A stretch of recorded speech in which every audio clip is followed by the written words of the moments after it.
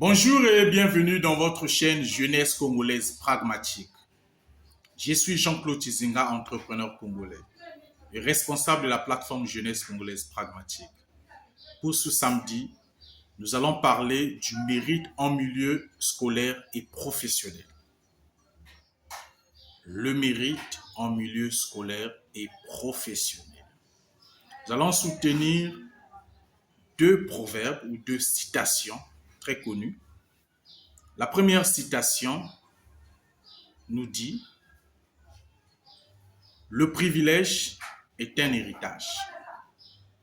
Le mérite est une conquête, rendant accessible cette conquête à tous. » Deuxième citation, « La récompense du mérite, c'est le mérite lui-même. » Voilà les deux citations que je vais pivoter tout au long de notre rendez-vous de chaque samedi pour aujourd'hui. Qu'est-ce que le mérite alors? Qu'est-ce que le mérite? Une définition simple où tout le monde peut comprendre, en commençant par les enfants de l'école préscolaire, primaire, secondaire, les universitaires et les professionnels. Parce que nous allons scinder ce sujet en deux fractions. En commençant d'abord sur le mérite en milieu scolaire et de l'autre côté, le mérite en milieu professionnel. Le mérite par définition, c'est tout ce que l'on peut posséder sans frauder. Sans fraude, sans corrompre, sans séduire une personne. La personne détient, est en possession de la personne et de la chose plutôt, mérite. Au milieu scolaire, j'ai eu 18 en français, j'ai eu 20 en mathématiques. Sans frauder, j'ai mérité mes 18. Sans appartenir à la famille de l'enseignant, parce que je peux aussi avoir 18 sans frauder, mais je suis l'enfant de l'enseignant, le neveu, et c'est le neveu qui me donne, l'oncle plutôt qui me donne 18. Je n'ai pas mérité. Ce n'est pas le mérite. Le mérite, c'est quand tous les contours sont mis en place, sans attachement de famille, sans affinité de groupe ethnique, d'un parti politique, d'une même famille ou une connaissance de quelqu'un. Sans voir ces contours et en voyant ces contours que je ne fais pas partie de ces contours, j'ai un poste, j'ai une bonne note, j'ai validé ma session, j'ai validé un examen, j'ai une promotion au niveau du boulot, sans corrompre. C'est le mérite. Alors, au milieu scolaire, qu'est-ce que nous retrouvons aujourd'hui? L'école actuelle du siècle, l'école du siècle aujourd'hui, sur le tendu national, en République du Congo, c'est difficile de trouver le mérite. Commençons d'abord pour ceux qui font des examens d'État. La semaine prochaine, les bacheliers vont faire le bac. Alors, il y a des parents qui se sont mobilisés depuis le début de l'année, donc en début scolaire de la rentrée, qui ont fait des économies pour payer le bac à un enfant. Voilà la délinquance parentale. Le parent qui se mobilise pour acheter un examen à un enfant. L'enfant également qui se mobilise de son côté pour aller se livrer à un enseignant qui l'a promis un examen. Une autre délinquance juvénile. Donc, vis-à-vis des parents, nous avons vu de la délinquance parentale. Sur les enfants, la délinquance juvénile. Alors, sur le point de vue des écoles, il y a des écoles qui se mobilisent, qui travaillent en collaboration avec les ministères pour avoir des effectifs raisonnables ou un pourcentage raisonnable au bac. Une autre délinquance, une délinquance administrative. Alors la question à se poser, est-ce que nous nous retrouvons dans l'une des délinquances? Nous sommes du côté des jeunes, des parents ou de l'administration? La tutelle ou les tutelles également, tous les ministères qui sont en charge de l'enseignement, qui acceptent de telles choses, de telles pratiques au niveau des écoles. qui acceptent de l'argent donné par des promoteurs, des directeurs, des responsables pédagogiques pour que cette école ait des bons chiffres au niveau des examens d'État. Une autre délinquance au niveau de la tutelle. Une délinquance gouvernementale. Alors, quelle réflexion nous avons ce matin? Chère jeunesse congolaise pragmatique, le mérite doit être au centre. Notre pays doit être un pays de mérite. De tous les côtés. Nous avons commencé par le secteur scolaire. Il y a des élèves, des étudiants, surtout au niveau de l'université, qui se livrent pour avoir des notes. Donc, l'élève, l'étudiante elle-même se livre à l'enseignant pour avoir des notes. Se livre à un administrateur de l'école pour valider une session ou avoir un diplôme. Les parents qui achètent, les élèves ou les étudiantes qui se livrent. Il y a même des élèves étudiants également, pas seulement des dames, même les hommes qui se livrent. On voit des hommes qui se livrent. Un homme qui se livre. Alors, chers parents, chers responsables d'une entité publique ou privée, chers élèves, chers étudiants, chers professionnels, nous attirons votre attention sur le mérite. Sur le milieu professionnel encore, c'est le pire aujourd'hui. Dans nos administrations publiques, nos administrations privées. Avoir une promotion aujourd'hui est devenu quelque chose de compensation. Tu vas aller en formation, oui, pour changer de galon, ben, en compensation, tu me donnes quoi? Et voilà la jeune dame qui se livre. Le corps est devenu une marchandise. Les jeunes dames sont obligées de vendre leur corps parce qu'il y a une pression exercée quelque part. Tu ne te livres pas, tu n'as pas de privilège pour aller en stage, pour une promotion, pour changer de grade, d'échelon, de catégorie.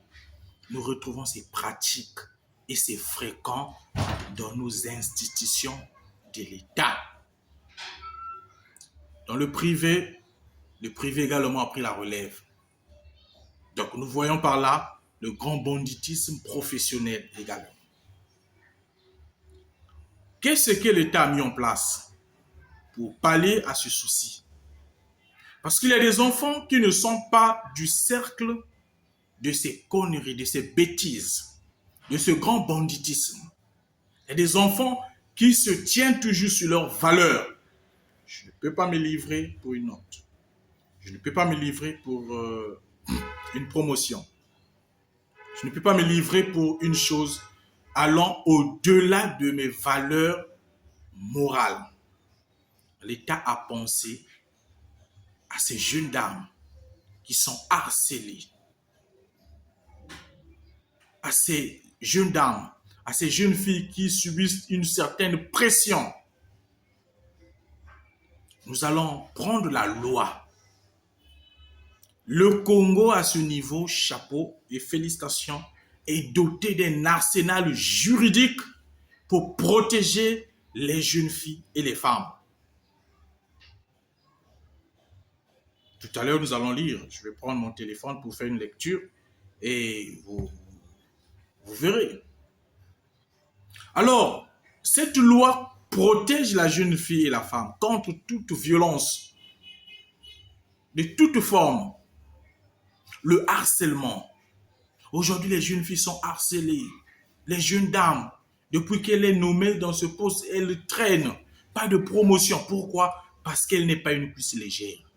Pour voir sa cuisse là, il faut le mariage. Pour voir sa cuisse, il faut une procédure légale.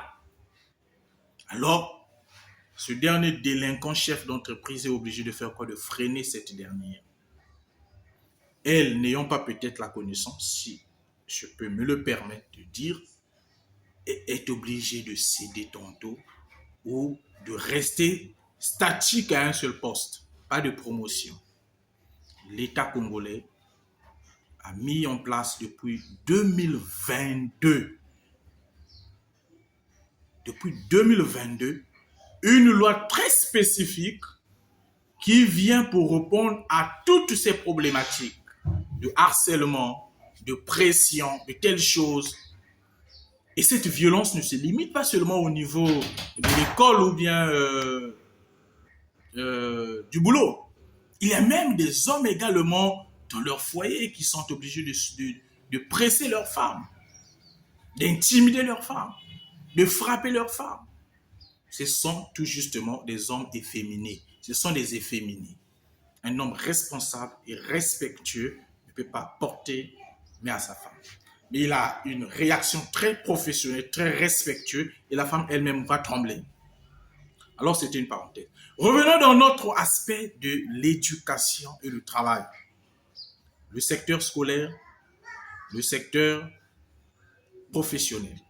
Le secteur universitaire encore, n'en parlons plus. Donc, nous englobons le scolaire dans tout ce qui est des enfants de l'école primaire, secondaire, universitaire.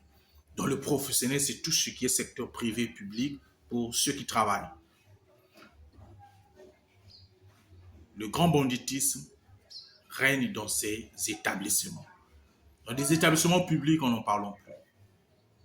Il y a des jeunes dames qui traînent 1 année, 2 ans, 3 ans, donc dans une seule classe, dans une seule et même classe pendant 3 ans, ne valident pas une seule matière. Pourquoi? C'est un enseignant qui veut presser cette dernière, qui veut forcément que cette dernière passe par la promotion du canapé, mais cette dernière ayant son bon sens, toutes ses facultés mentales et morales pour ne pas céder, est obligée de quitter la fac pour aller dans une école privée. Et dans une école privée, elle arrive encore, c'est un enseignant aussi même du privé qui veut encore chercher. L'État doit veiller à frapper sur ce côté. Personne dans ce pays ne va nier ces faits que nous citons. Au niveau des établissements publics comme privés, surtout dans l'administration, c'est encore le pire. Nous allons prendre maintenant le téléphone. Je vais lire, le téléphone est là. Je prends mon téléphone, je lis la loi qui protège la jeune fille et la femme. J'intitule déjà cette loi, je cite, c'est la loi Mouebara, numéro 19-2022 du 4 mai 2022. La loi Mouebara, numéro 19-2022 du 4 mai 2022, portant lutte contre les violences faites aux femmes en République du Congo. L'Assemblée nationale et le Sénat ont délibéré et adopté. Le président de la République promulgue la loi dont la teneur suit. Titre 1. Disposition générale. Article 1er. Sans préjudice des dispositions du Code pénal, du Code de procédure pénale et de la loi numéro 4-2010 du 14 juin 2010 portant protection de l'enfant en République du Congo, la présente loi a pour objet de lutter contre toutes les formes de violence à l'égard des femmes et des filles. Elle vise à donner une réponse pluridisciplinaire aux violences faites aux femmes et aux filles. Article 2. Au sens de la présente loi, on entend par femme toute personne de sexe féminin de tout âge. Fille, toute personne de sexe féminin âgée de moins de 18 ans. Article 3. Constitue une violence à l'égard de la femme toute atteinte physique, morale, sexuelle ou économique à son égard et qui entraîne pour elle un préjudice, une souffrance ou un dommage corporel, psychologique, sexuel ou économique, tant dans la vie publique que dans la vie privée. Article 4, c'est par là que je vais d'abord m'arrêter et je vous appelle à lire cette loi. Téléchargez sur Google, tapez juste loi Mouebara numéro 19-2022 du 4 mai 2022. Vous téléchargerez, lisez, chère dame. Pourquoi vous vous laissez être intimidé par un directeur qui dit si tu ne cèdes pas, tu seras licencié? Mais c'est un licenciement abusif. Il faut porter plainte à ce dernier, c'est voyou professionnel. Désolé pour le terme, mais c'est un délinquant professionnel.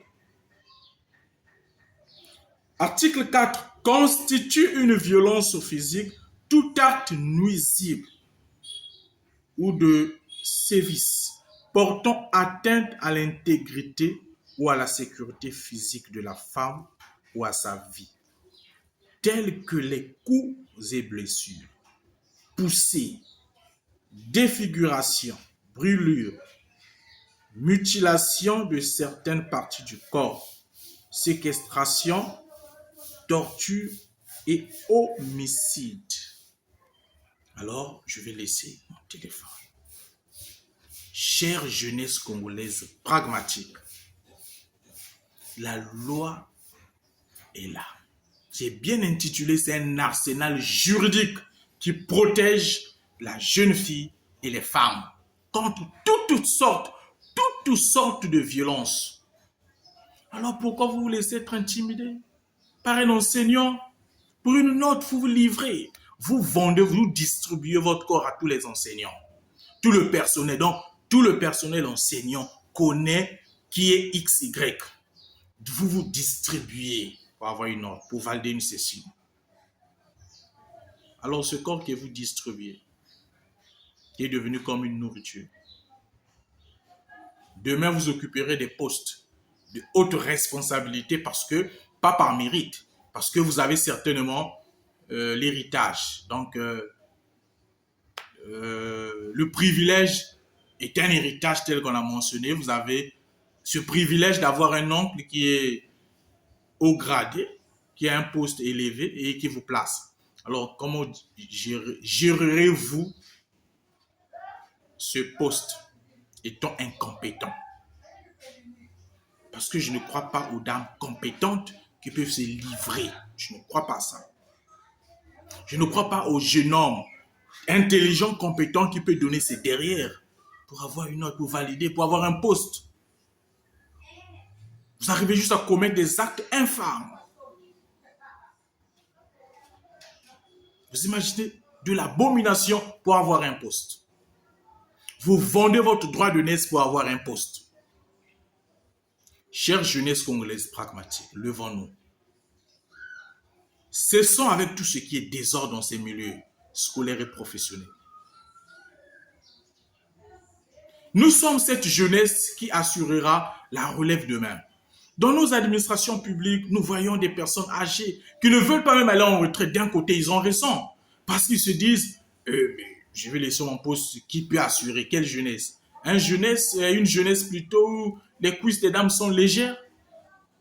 Une jeunesse où les cuisses des garçons, donc même les garçons deviennent aussi garçons légers, garçons faciles. Réveillons-nous.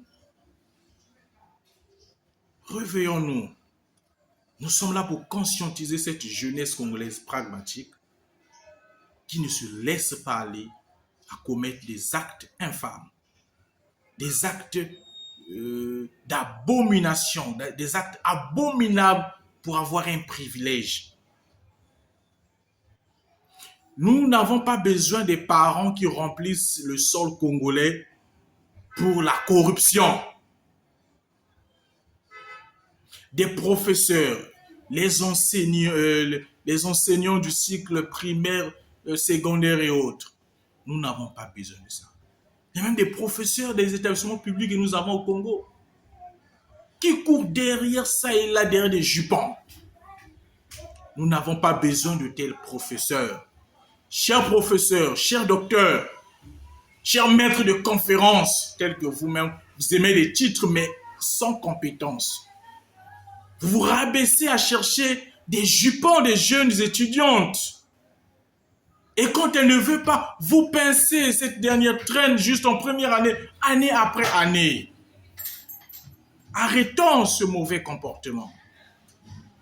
Arrêtons cela. Soyons des chefs de famille, des parents responsables, respectueux et respectables.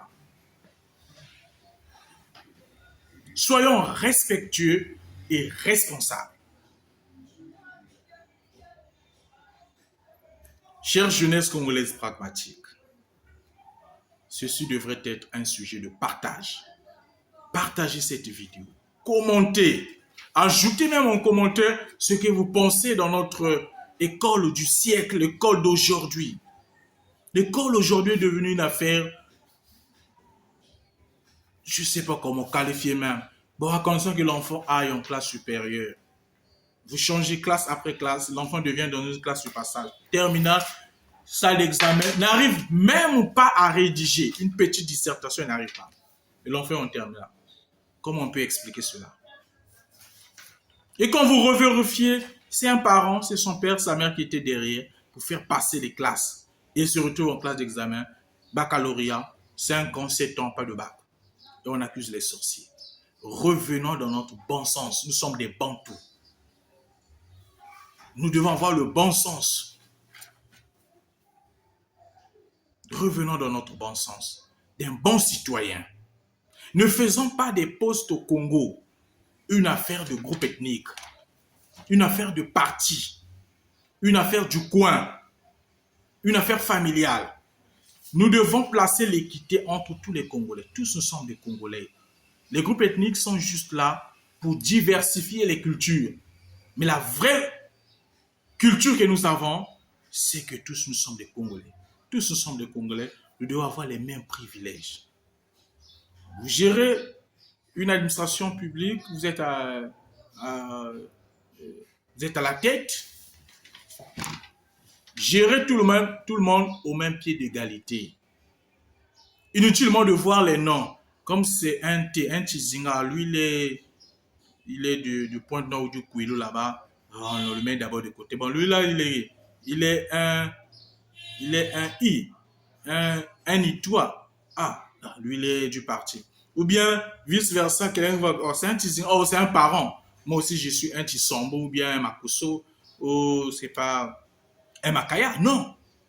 Nous devons gérer tout le monde au même pied d'égalité. C'est notre beau pays, le Congo, qui reste uni. Ne disons pas notre pays par notre incompétence ethnique. Non. Nous ne nous focalisons pas d'un côté, nous sommes des Congolais. Sur nos pièces d'identité, on ne mentionne pas le groupe ethnique. C'est la carte nationale d'identité congolaise. J'ai un passeport ordinaire congolais. On n'a pas de groupe ethnique. Chère jeunesse congolaise pragmatique, nous comptons sur votre bon sens. Vous qui gérez des établissements privés, gérez tout le monde au même pied d'égalité. Vous avez une promotion, si c'est un concours interne, une évaluation interne, c'est mieux. Mais ne vous focalisez pas sur les intérêts. Parce que tel dirigeant court ça et là derrière les jupons de tel employé, et voilà les privilèges. Tout le monde doit être traité au même pied d'égalité. Nous devons avoir ce bon sens de ne pas céder. Chère jeune fille, tu es à l'école primaire, au collège, au lycée, à l'université.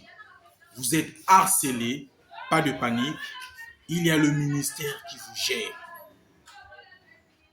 Ce ministère, c'est ce département ministériel géré par Madame Inès Ingani, notre très chère ministre, si je peux me le permettre, notre très chère ministre et maman. Pour ces jeunes filles qui seront traumatisées, informer les parents, il y a des procédures bien légales pour dénoncer ces brigands, ces délinquants. Ne vous laissez pas intimider par cet enseignant qui fait semblant de vous promettre le BPC, le bac, pour coucher avec vous. Un enseignant qui vous promet, avec toi, je vais rentrer même dans le feu pour te donner l'examen. Et voilà, comme, je ne sais pas s'il faut dire ignorante ou incompétente, manque de mérite, vous vous laissez livrer pour cette promesse irréfléchie. Nous lançons l'appel également à nos dirigeants. Nous devons remettre de l'ordre dans nos administrations. Au Congo, quand quelqu'un a un poste, il devient le dieu de ce poste. Il prend pour les autres des inférieurs, il domine sur les autres. Et il veut pratiquer l'abus de pouvoir. Il est chef, il intimide tout le monde. Et quand vous voyez quelqu'un qui est chef qui veut intimider, faites des recherches. C'est le privilège qui est un héritage et non une compétence. Parce que les compétents ont besoin des compétents. Dis-moi qui tu fréquentes, je te dirai qui tu es. On ne peut pas fréquenter quelqu'un d'incompétent aussi longtemps que vous êtes compétent. Vous ferez quoi avec un incompétent? Revenons dans notre bon sens. Nous sommes cette jeunesse de demain qui prendra la relève. Soyez des femmes de bon sens, des femmes dignes, des femmes qui se respectent. Soyez des hommes qui se respectent. Tu ne peux pas faire de tes collègues des marchandises pour des professeurs. Professeur, j'ai besoin de valider, mais je peux mettre à ta disposition 2 ou 3 collègues. Donc c'est le professeur qui cherche un étudiant qui va à la recherche des gibiers, de la viande. Et c'est le petit, s'il faut dire le petit selingue, ou je ne sais pas comment on dit, petit chéri du doc, parce que quand vous vérifiez, il donne les étudiants dedans. En tous les côtés, nous détruisons notre pays. Revenons dans notre bon sens. Que Dieu bénisse cette jeunesse congolaise pragmatique, afin que cette jeunesse comprenne que le mérite, sa récompense, ce n'est que le mérite.